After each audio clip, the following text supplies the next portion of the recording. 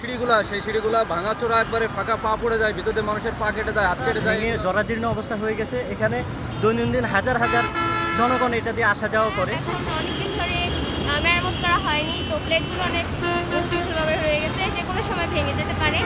মানুষ পথযাত্রা তো একেবারে খুব ঝুঁকিপূর্ণ হয়ে গেছে, বিশেষ করে যে সিঁড়িটা ওঠে এটা একেবারে নড়চড়।